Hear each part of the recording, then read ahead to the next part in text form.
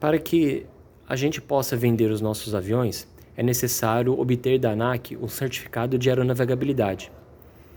E para a gente receber da ANAC esse certificado de aeronavegabilidade, é necessário que a gente efetue uma aprovação final de aeronavegabilidade, que nós chamamos de AFA.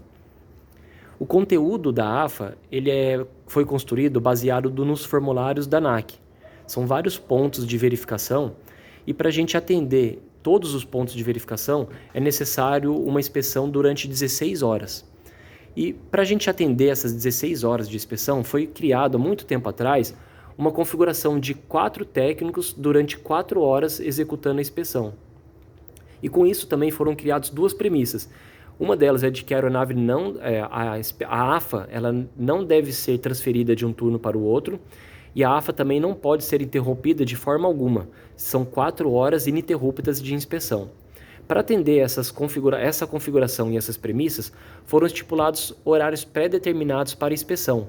Então, tudo que a gente destacou como verdinho aqui são horários que podem ser iniciada a inspeção, porque a gente tem a garantia de que ela será executada durante 4 horas seguidas e não será transferida de um turno para o outro.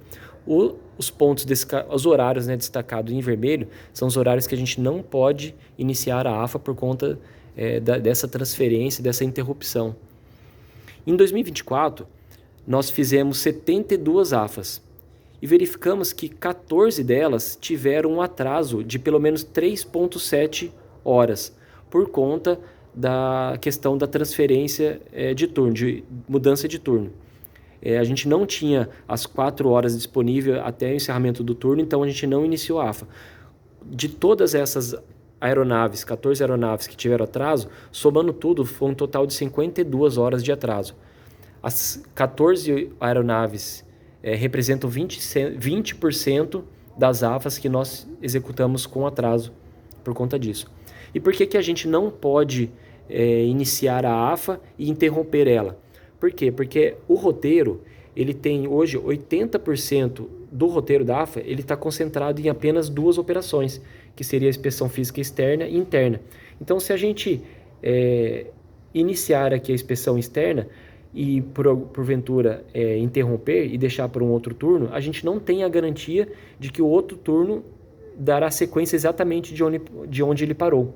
Por isso que a gente não pode, de maneira alguma, interromper a AFA durante a sua execução. Outro problema que nós identificamos é a falta de informações do que inspecionar na AFA.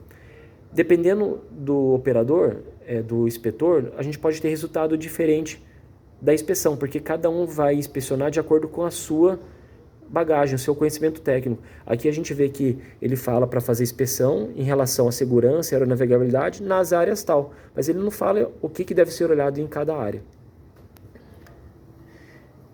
E para a gente resolver os nossos problemas, primeira questão, a gente segregou a nossa AFA em grupos de inspeção. Verificações iniciais, testes, inspeção física interna e externa. E a gente criou operações de no máximo 30 minutos. Assim, se o operador iniciar a AFA no final do seu turno, e ele vai assinar tudo o que ele fez e o turno seguinte dará continuidade exatamente de onde ele parou, trazendo segurança e confiabilidade da inspeção.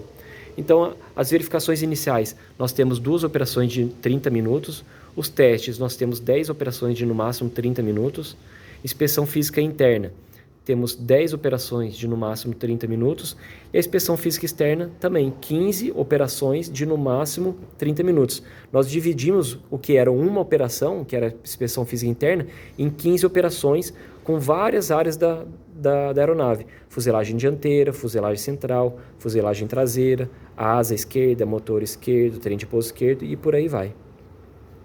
Assim, a gente tem a garantia de que um turno pode assinar até onde ele inspecionou e o turno seguinte pode dar continuidade com segurança. Então, nós passamos de um roteiro que tinha 14 operações para 37, para garantir que a pessoa que fez a AFA até um determinado ponto, ele poderá assinar e os turnos seguintes dar continuidade com segurança. Com isso, nós passamos de vários pontos em vermelho para apenas 2.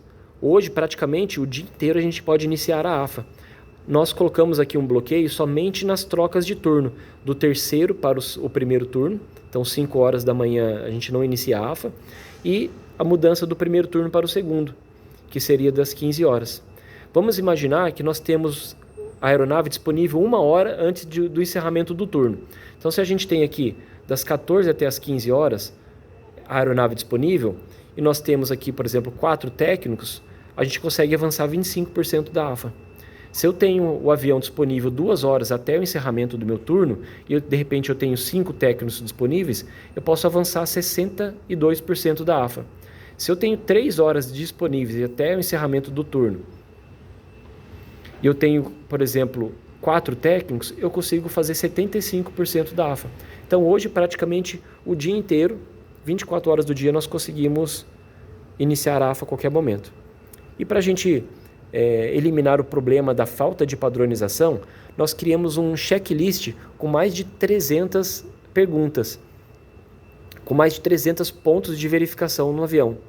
Assim, teremos uma inspeção padronizada, independente do inspetor que estiver executando a inspeção.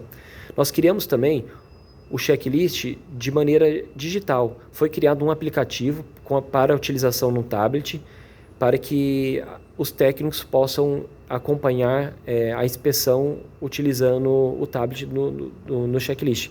Ela seria guiada pelo tablet.